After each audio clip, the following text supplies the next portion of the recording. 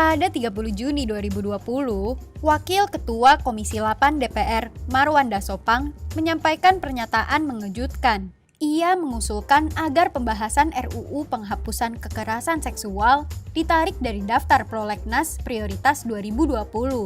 Sebab pembahasannya agak sulit.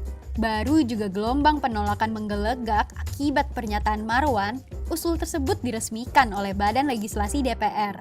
Pada 2 Juli 2020, RUU yang telah diperjuangkan sekian tahun itu terpaksa mundur. Di atas kertas, keputusan ini membingungkan. Urgensi RUU PKS sudah terpampang nyata, dan aturan ini telah dibahas sekian tahun serta menuai dukungan lintas sektoral. Lantas, mengapa kali ini ia mesti dijegal?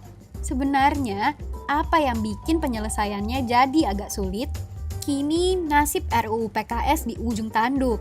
Selagi DPR sibuk debat kusir soal hantu liberal dan LGBT, lagi-lagi para korban hanya bisa menonton di pojokan.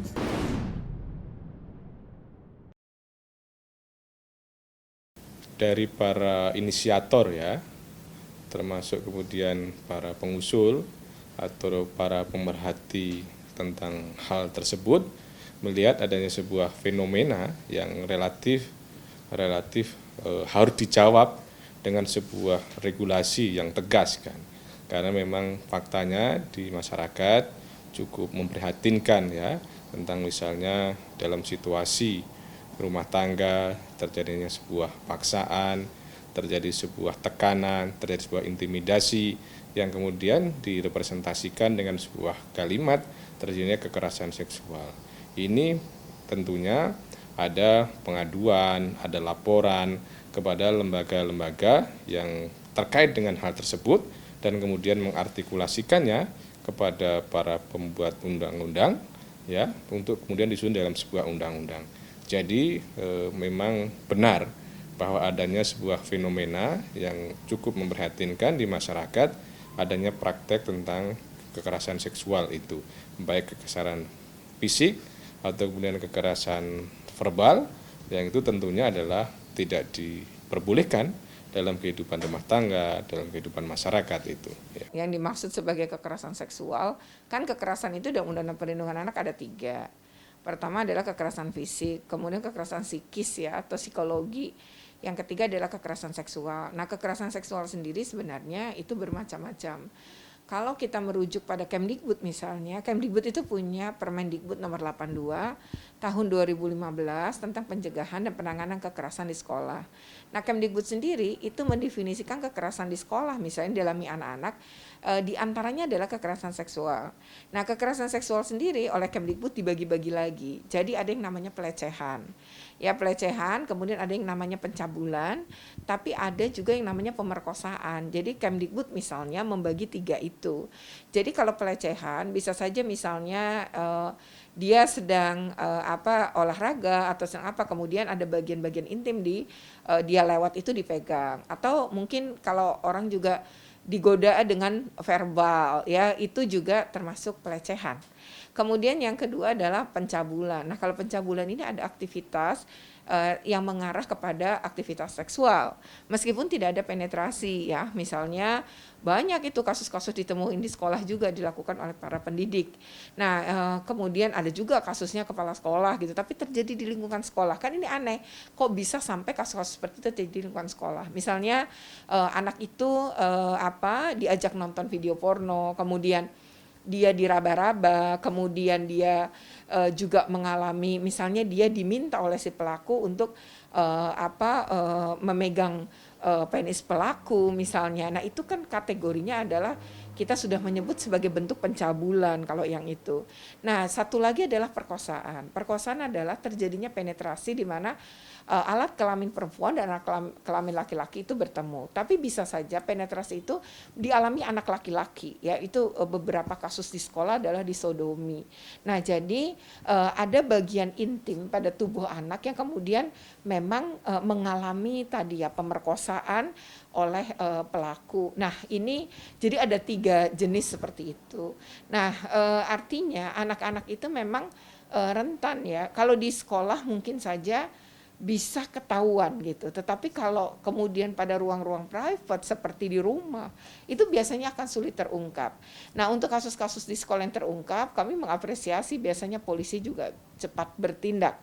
Dan pelaku itu beragam gitu. Jadi ada di lingkungan sekolah itu jadi ada kepala sekolah, ada guru juga guru beberapa bidang studi, lalu juga ada kasus misalnya dilakukan oleh satpam, ada juga kasus yang dilakukan kemudian oleh pimpinan yayasan pada sekolah swasta. Jadi memang pelakunya tuh beberapa kategori gitu ya, tetapi semuanya sebenarnya unsur orang dewasa di lingkungan sekolah yang kemudian memanfaatkan kepolosan dan anak-anak ini untuk melakukan tindakan bejat yang berupa tadi ya, kategorinya kalau di dalam Permendikbud misalnya adalah kekerasan seksual. Nah, lalu kekerasan seksual yang terjadi di rumah kan juga banyak, baik itu dilakukan oleh mungkin paman, kakek, ayah, kakak gitu, itu juga banyak. Dan karena di lingkungan rumah biasanya pengungkapannya jauh lebih sulit. Nah, tetapi guru tuh sebenarnya bisa ngelihat perubahan-perubahan perilaku dari seorang anak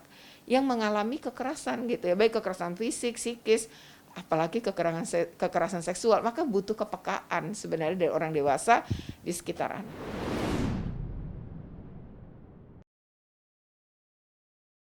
Dalam proses penegakan hukum memang masih belum sesuai dengan harapan, dalam arti belum mampu membuat terang benderang perkara tersebut, belum mampu memberikan sanksi yang menjerakan kepada pelaku, dan belum mampu mengungkap tentang fakta yang sebenarnya. Karena keterbatasan tentang regulasi yang mendasari tentang proses penegakan hukum itu, ada keterbatasan dalam proses pengumpulan barang bukti atau kemudian alat bukti, dan kemudian ada keengganan misalnya korban untuk melaporkan, atau kemudian adanya kekhawatiran melaporkan tetapi tidak adanya sebuah jaminan, atau dengan kata lain tidak adanya sebuah perlindungan yang memadai terhadap misalnya korban tadi itu. Jadi secara keseluruhan proses penegakan hukum itu belum mampu menciptakan keadilan sebagaimana mestinya. Kalau memang itu kejadiannya tidak dilakukannya misalnya tidak di rumah ya, kalau beberapa kasus di rumah itu harus sang ibu mau melaporkan. Beberapa kasus karena pelakunya misalnya ayahnya dan ibunya tidak bekerja atau secara ekonomi berpaku pada atau sangat bergantung pada sang ayah, itu kadang-kadang kan juga jadi memaafkan ya, tidak melaporkan. Nah, tapi banyak kasus juga ibunya memang melaporkan gitu ya. Si pelaku meskipun itu ayah kandung atau suaminya sendiri, itu juga banyak yang melakukan gitu, tetapi masih ada orang tua yang tidak melakukan. Lalu ada orang tua maupun baik itu misalnya di rumah maupun di sekolah ya, yang kalau mengadukan seolah-olah itu aib. Jadi malah ingin menutup itu. Ya, itu adalah bentuk-bentuk hambatan untuk pengungkapan. Jadi akhirnya pelaku ini jadi nggak punya efek jera. Tapi dia akan melakukan karena merasa aman kan. Orang nggak dilaporin gitu. Jadi memang untuk melawannya adalah dengan melaporkan. Nah, kalau sudah dilaporkan ke polisi, apalagi nanti kan dilakukan visum dan pasti ada bukti ya. Kalau melakukan hubungan seksual dengan anak itu udah tindak kejahatan kalau di dalam Undang-Undang Perlindungan Anak. Jadi tidak ada suka sama suka kalau sama anak. Jadi bagi anak itu tidak ada dia ini suka sama suka, ini dia bahkan yang menginginkan, nggak ada begitu gitu. Kalau sama anak, siapapun melakukan perbuatan seksual dengan anak, hubungan intim dan lain-lainnya, maka dia bisa masuk dalam pidana. Jadi bisa dihukum. Nah, hukumannya juga cukup berat ya. Jadi bisa 10 tahun ya sebenarnya. Nah, kalau dia orang terdekat korban, bahkan bisa ditambah 1/3 dari total hukuman. Jadi kalau misalnya dihukum 15 tahun misalnya, lalu 1/3-nya kan bisa ditambah pemberat 5 tahun ya, dari 1/3 dari 15 tahun tadi kan 1/3-nya 5 tahun. Jadi bisa dituntut 20 tahun. Nah, memang pemberat ini adalah selain orang terdekat korban ya, artinya orang yang harusnya ngelindungin korban, anak ini, tapi malah dia melakukan tindakan yang membahayakan si anak, kan begitu, atau perbuatan pidana kepada si anak, maka dia hukumannya akan jauh lebih berat. Nah itu yang diatur. Bahkan kalau korbannya lebih dari satu, kalau di dalam peraturan perundangan kita sebenarnya bisa kebiri ya.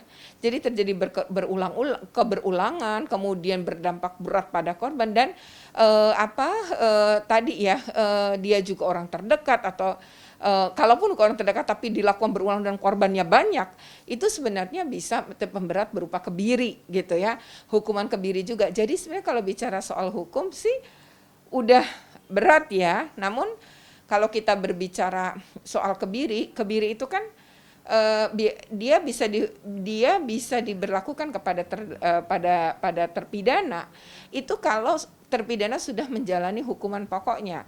Misalnya hukuman pokok dia kena 10 tahun, maka 10 tahun dulu dia di penjara, setelah itu baru bisa diperlakukan kebiri. Misalnya kebirinya biasa disebutkan oleh hakim, misalnya selama 2 tahun, maka per 3 bulan dia akan mendapatkan suntik kebiri, kan gitu. Nah ini yang dianggap sebagai pemberat, tapi kebiri ini kan sesungguhnya dia kan kimia ya, hormon ya, seperti itu. Jadi mengendalikan hormon, kalau memang si pelaku ini kan libidonya tinggi karena hormon, maka dikendalikan, itu sebenarnya efektif kalau seperti itu. Tapi kalau ternyata problemnya bukan itu, tapi problemnya psikologis. Jadi problemnya adalah si pelaku dulu waktu jadi anak-anak juga pernah mengalami, dia diperkosa juga. Lalu dia nggak berani bicara, nggak berani membalas, terus sekarang dendamnya, rasa sakit dia lampiaskan kepada anak yang lain. Anak lain pun nggak boleh bahagia gitu, kan berarti masalah di psikologi. Nah dalam draft RUU PKS itu sebenarnya ada dorongan untuk rehabilitasi psikologi. Jadi kepada para pelaku ini, selain dia menjalani hukuman pokok tadi, maka dia punya hak untuk direhabilitasi. Jadi kalau masalahnya adalah psikologi, biar dia sembuh. Jadi ketika dia keluar dari penjara, dia akan sembuh. Dan itu sebenarnya terjadi di banyak negara Eropa. Di mana para pelaku kalau dia belum sembuh, kan nanti ada dokter yang nentuin dia sembuh atau tidak, psikiater ya. Kalau dia juga belum sembuh dari psikologinya, maka dia kalau di Eropa belum boleh keluar gitu dari penjara. Jadi penyembuhan dulu, karena kalau dia keluar biasanya akan mengulangi lagi perbuatan itu karena masalahnya di psikologinya dia. Nah, undang-undang RUU PKS itu sebenarnya mendorong tadi gitu. Jadi karena semua pelaku tidak hanya urusan pada hormon dan libido tadi, tapi bisa jadi karena punya masalah psikologi.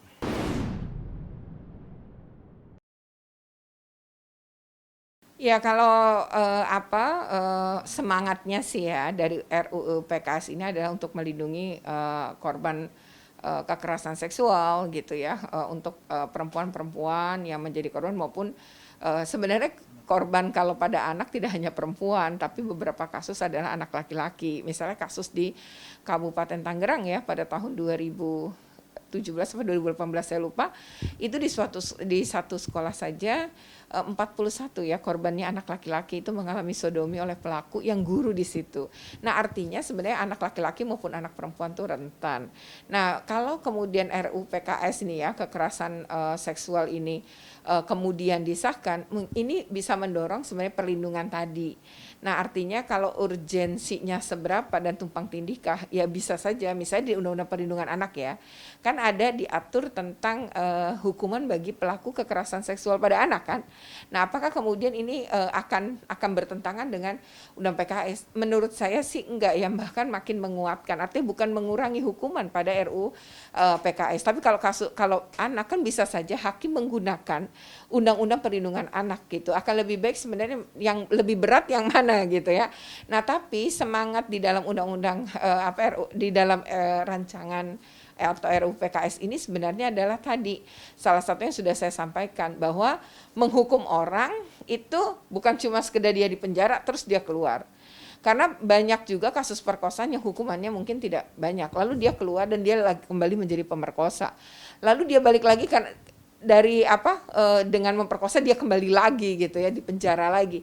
Nah, ini kan artinya untuk melindungi perempuan juga. Nah, kalau orang-orang ini mendapatkan hak rehabilitasi psikologi, karena masalahnya di psikologi dia dulu korban, maka sebenarnya ketika keluar nanti dia udah sembuh dari penjara, kemudian dia keluar ya sudah rehab, kan mungkin dia tidak mengulangi. Jadi dia bisa melupakan masa lalunya yang kemudian bisa hidup normal dan tidak membalas apa yang dia rasa sakit itu kepada orang lain, kepada korban lain.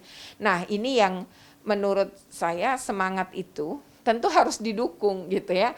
Jadi walaupun KPAI mungkin bukanlah lembaga yang mengawal RUPKS itu secara sekuat Komnas Perempuan gitu ya.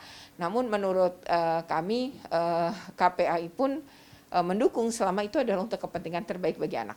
Ya, memang yang harus dilakukan adalah harmonisasi dengan undang-undang sektoral yang lain, supaya tidak ada ketentuan yang saling bertentangan, tidak tadi tuang tindih, dan kemudian yang kedua juga penting untuk melakukan satu upaya meyakinkan kepada publik bahwa ini adalah sesuatu yang diperlukan.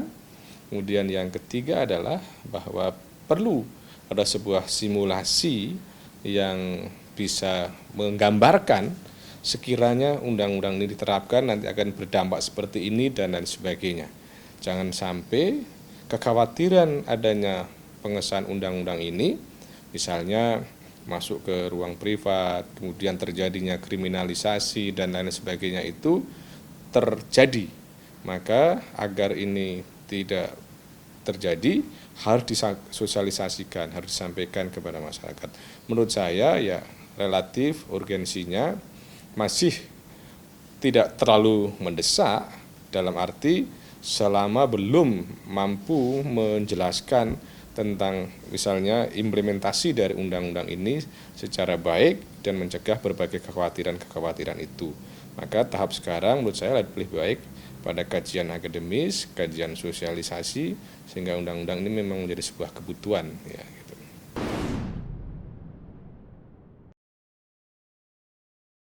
Kalau rehabilitasi nggak ada dalam perundangan yang lain, hak rehabilitasi sebenarnya di RUU PKS. Itu bedanya gitu, kan nggak ada hak untuk direhab si pelaku ya, sehingga kelak dia tidak melakukan atau mengulangi perbuatannya. Kalau terkait kemudian anak, ini kan RU ini justru sebenarnya kalau anak-anak, sebenarnya di Undang-Undang Perlindungan Anak itu hukuman pelaku terhadap anak itu jauh lebih berat. Misalnya di KUHP ya, penganiayaan. Kalau penganiayaan orang dewasa dengan orang dewasa, sesama orang dewasa, mungkin tuntutannya hanya bilangan bulan. Kalau di Undang-Undang Perlindungan Anak itu bisa 3,5 tahun minimal. Kalau dia sedang, lukanya bisa 5 tahun. Kalau dia berat bahkan bisa 15 tahun. Nah, tapi kalau berat bahkan sampai kematian ya, itu bisa ditambahkan kan hukuman 15 tahun adalah maksimal. Nah, tapi kalau dewasa dengan dewasa, misalnya perempuan dewasa mengalami perkosaan dengan anak mengalami perkosaan, kan hukuman untuk pelaku yang terhadap anak itu kan jauh lebih berat dibanding kepada pemerkosaan pada orang dewasa gitu loh. Jadi itu lebih mengarah memang kepada orang dewasa, makanya tadi karena lebih kepada orang dewasa kan KPAI tidak terlalu itu karena kewenangan kami hanya di 0 sampai sebelum 18 tahun. Jadi kalau undang-undang ini dalam upaya memang akan memiliki perlindungan terhadap perempuan secara umum termasuk anak, tentu kami mendukung gitu ya. Tapi bahwa di dalam Undang-Undang Perlindungan Anak memang hukuman pelaku itu jauh lebih berat ketika berbicara anak, bukan orang dewasa ya. Kalau orang dewasa sebagai pelaku, hukumannya jadi berat kalau pakai Undang-Undang Perlindungan Anak, korbannya anak. Sebaliknya ada Undang-Undang Sistem Peradilan Pidana Anak. Jadi kalau anak jadi pelaku, hukumannya lebih ringan dibanding orang dewasa jadi pelaku. Jadi anak tuh istimewa kan. Jadi kalau dia korban dihukum lebih berat si pelaku, tapi kalau anak ini jadi pelaku malah lebih ringan, separuh dari tuntutan orang dewasa karena dia masih anak. Dia masih butuh bimbingan, dia masa depannya masih panjang, dan kesalahan anak tuh nggak pernah berdiri sendiri. Ada campur tangan orang lingkungan di sekitarnya yang berkontribusi sehingga anak melakukan kesalahan. Nah, oleh karena itu kalau kami melihat di dalam konteks ini, ya Undang-Undang Perlindungan Anak tentu sudah memberikan hukuman yang jauh lebih berat. Tapi kan RUU PKS ini bukan cuma bicara anak, tapi berbicara juga orang dewasa yang mengalami itu, sehingga menurut kami ya nggak apa-apa kalau mereka kemudian memperjuangkan itu, dan kemudian kalau pemberlakuan terhadap tadi ya pelaku akan direhab sehingga tidak lagi mengulangi perbuatannya, itu kan bagus juga bagi perlindungan anak gitu ya. Jadi bagi kami sepanjang itu juga mengarah pada upaya melakukan perlindungan terhadap anak-anak kita, ya kami akan mendukung. Berkaitan dengan lambannya atau kemudian belum sesuainya harapan penegakan hukum, memang dipengaruhi pertama tingkat kesadaran masyarakat, di mana mereka khawatir melaporkan atau mereka tidak mau susah atau tidak cukup barang bukti dan lain sebagainya. Pada sisi lain juga dipengaruhi dari bagaimana intensitas dari penegak hukum untuk secara progresif mengatasi masalah tersebut. Tapi juga faktor lain terpengaruh oleh adanya sebuah regulasi yang memang belum mampu menjerat terhadap perbuatan-perbuatan tersebut. Maka disinilah faktor-faktor yang mendorong untuk salah satunya dibuat aturan tentang undang-undang tadi itu.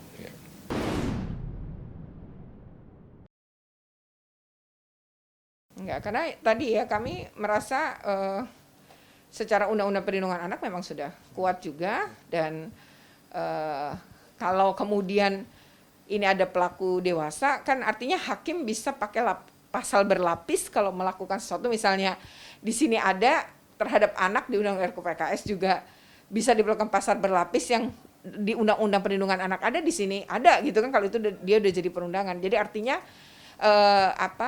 kami mendukung, tapi bukan kami tidak concern untuk itu, karena tadi ya mungkin dari sisi kewenangan pada usia aja gitu. Dan kami memandang bahwa Undang-Undang Perlindungan Anak kan tadi pelaku bisa dihukum lebih berat kalau di Undang-Undang Perlindungan Anak. Jadi kami menganggap kalau berbicara hukuman sudah, nah, tapi rehabilitasi terhadap pelaku kan orang dewasa, pelakunya orang dewasa nih. Nah, kalau kan bisa jadi pelakunya anak, juga umur anak, kan dia juga berarti bisa direhab juga dong kalau Undang-Undang RUU PKS ini ada. Jadi kalau pelakunya anak, dia juga menyadari kesalahan nanti nggak ngulangin lagi, kan begitu. Jadi tentu bagi kami ya nggak apa-apa gitu, kami juga memberikan dukungan gitu.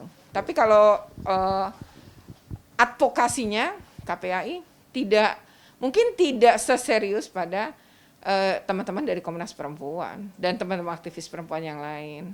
Ya, menurut saya yang pertama adalah bahwa undang-undang ini ya harus membuat kehidupan masyarakat menjadi lebih pasti, lebih adil, lebih tentram ya. Kemudian yang kedua adalah undang-undang ini harus mencegah terjadinya sebuah kriminalisasi ya. Atau kemudian yang ketiga adalah undang-undang ini tidak boleh memasuki pada ruang-ruang privat tanpa adanya sebuah ukuran-ukuran yang secara objektif. Dalam arti jangan sampai terjadinya sebuah upaya-upaya yang secara masif yang berdasarkan undang-undang tadi itu masuk kepada kepentingan keluarga dan sebagainya. Kemudian catatan yang lain menurut saya yang keempat adalah bagaimana terjadinya sebuah harmonisasi dengan aturan-aturan hukum yang lain, dan yang kelima adalah bagaimana membangun sebuah kolaborasi stakeholder yang terkait dalam proses penegakan hukum atau dalam proses penyusunan rancangan undang-undang ini. Jadi memang di masyarakat masih belum begitu aware, belum begitu memahami terhadap rancangan undang-undang ini, dan sebagian juga masih mempersepsikan ini undang-undang ini terlalu masuk kepada ruang privat ya. Tetapi perlu menjadi sebuah contoh ketika kekerasan dalam rumah tangga ya, undang-undang itu juga disahkan, itu juga bagian dari ruang privat tapi berhasil diangkat menjadi kepentingan publik. Dan disinilah yang kemudian juga penting untuk dilakukan sehingga publik memang memiliki kepedulian tentang itu.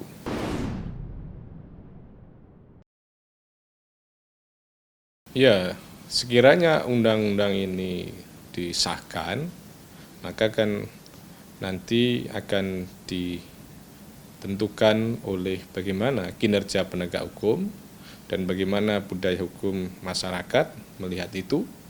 Maka aparat penegak hukum diharapkan ketika menjalankan undang-undang ini berada dalam sebuah koridor yang jelas undang-undang tadi itu. Jangan sampai kemudian melakukan tafsir-tafsir yang tidak sesuai dengan ketentuan undang-undang itu. Dan kemudian yang kedua adalah penegak hukum juga perlu mulai mengimplementasikan konsep restoratif justice. Bagaimana hukuman itu tidak lagi kemudian sebagai bagian dari membalas dendam, tetapi adalah bagian dari memulihkan kehormatan dan harkat martabat.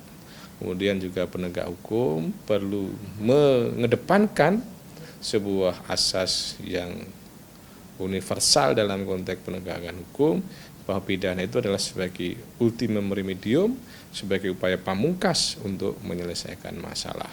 Dan dengan kata lain, bahwa apa yang dilaksanakan oleh penegak hukum itu harus sejalan dengan apa yang ada di dalam undang-undang itu dan mencegah terjadinya sebuah kriminalisasi.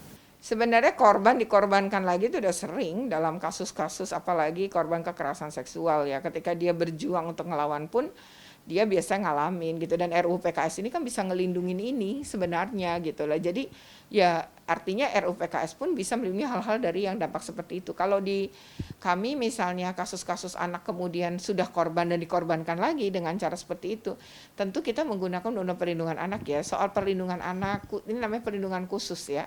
Di dalam undang-undang perlindungan anak tuh ada, ini kategorinya adalah anak ini harus mendapat perlindungan khusus. Termasuk mulai dari hak dia untuk mendapatkan rehabilitasi, hak dia untuk mendapatkan pendidikan, semua hak-hak dia harus dipenuhi. Dan dia harus dilindungi, jadi kalau perlu pun dia boleh mendapatkan rumah aman. Pindah sekolah pun harus sesuai dengan tadi ya, dia aman dan mungkin kalau dia khawatir di sekolah di mana tidak ada orang yang mengenal dia gitu ya. Jadi ini penting semua dipenuhi oleh pemerintah daerah atau negara dalam hal ini. Nah, kalau kemudian masyarakat melihat ada kekerasan seksual dan kemudian melakukan itu ya mestinya tidak dilakukan gitu ya. Artinya cobalah berpikir seperti korban. Kalau kita menjadi korban gimana rasanya? Atau anak kita jadi korban seperti apa rasanya? Nah, ini yang penting, empati, simpati, yaitu penting. Sesama perempuan itu bukan saling woman kill woman ya, tapi harusnya adalah woman support woman gitu. Jadi kalau ada kasus-kasus seperti itu, seharusnya sesama perempuan justru kita punya empati dan simpati yang kuat untuk saling mendukung, untuk saling melindungi, membantu yang bisa kita lakukan. Nah, itu yang harus sebenarnya dilakukan oleh masyarakat, kita semua.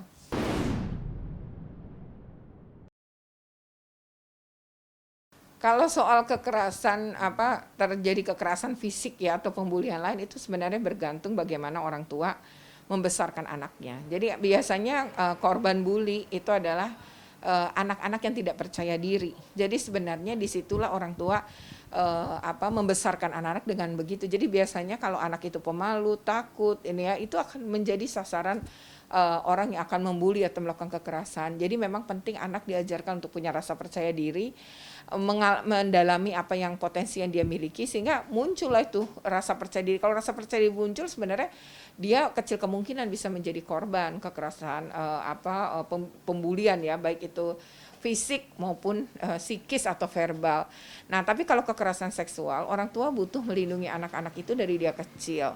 Dengan cara apa? Mengedukasi anak-anak. Jadi orang Indonesia ini kan seringkali bicara penis, bicara vagina itu seolah adalah tindakan yang tabu. Lah padahal kenapa harus diganti-ganti kata penis jadi burung, vagina menjadi sesuatu yang kemudian kita semua seolah-olah menyebut itu adalah perbuatan atau sesuatu yang tidak pantas, padahal ya biasa aja gitu. Nah, itu karena tadi ya kita itu melakukan pendidikan seksualnya tidak tepat.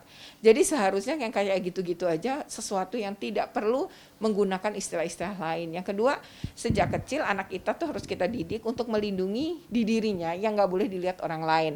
Jadi misalnya bagian intim itu kalau kita pakai baju renang, laki apa yang harus dilindungi? Perempuan apa kalau pakai baju renang? Nah, bagian-bagian yang dilindungi itu tidak boleh dilihat, apalagi dipegang oleh orang lain. Nah, kalau dilihat atau dipegang oleh orang lain, segera dilaporkan. Itu penting, pendidikan seksual sejak dini ya, hal-hal seperti itu. Kalau udah mulai pacaran, maka anak-anak harus mendapatkan pendidikan tentang kesehatan reproduksi. Ya, dampaknya apa kalau kamu melakukan hubungan seks belum waktunya?